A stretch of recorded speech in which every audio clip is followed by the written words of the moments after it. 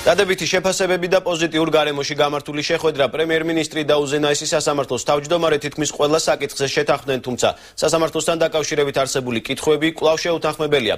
რა საკითხები განიხილეს დღეს ბიძინა ივანიშვილმა და კოტე კუბლაშვილმა და როგორი კომენტარები გაკეთა შეხვედრის შემდეგ? გვანცა პაპავაძე დეტალებით.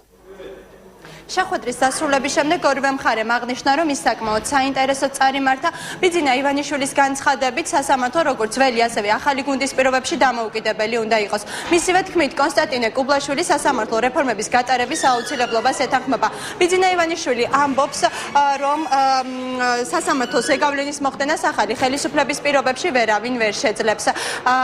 რაც შეეხება თვითონ კონსტანტინე კუბლაშვილს, მისი თქმით, შეხვედრაზე ყველა იმ საკითხზე გამახვილდა ყურადღება, რაც სასამართლო სისტემის გაუმჯობესებას შეუწყობს ხელს.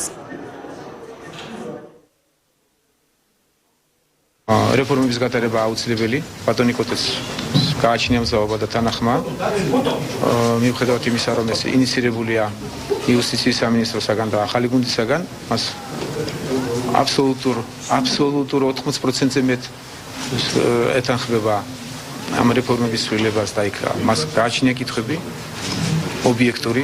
მე ძალიან კარგად ვიცი ბატონი კოტეს ბიოგრაფია, მისი წარსული და მე ვთვლი, რომ მას აქვს ყველანაირი საფუძველი იმისა, რომ დაასრულოს და ღირსეულად დაასრულოს იმ დროში, რაც მას კიდევ ეკუთვნის და დარჩა, იყოს თავმჯდომარე, დაასრულოს და მაქსიმალურად ობიექტური და დამოუკიდებელი სასამართლო დარჩეს საქართველოში. მე ძალიან დიდი იმედი მაქვს, რომ სწორედ ხელისუფლებისგან, ასე ვთქვათ, არის გადმოდმული ნაბიჯი იმისაკენ, რომ სასამართლოს მიმართ ისინი იყვნენ სწორედ ისეთი, როგორც უნდა იყოს ნებისმიერი ხელისუფლება, ობიექტური შემფასებლები გადაწყვეტილებებისა, ობიექტურად უყურებდნენ სასამართლოს საქმიანობას და არა მხოლოდ ხელისუფლება, არამედ ოპოზიციაც, უმცირესობაც, უმრავლესობაც და ყველანი, რომ სასამართლო იყოს პირველ რიგში და არის თავისუფალი კორუფციისგან და ასევე იყოს თავისუფალი ნებისმიერი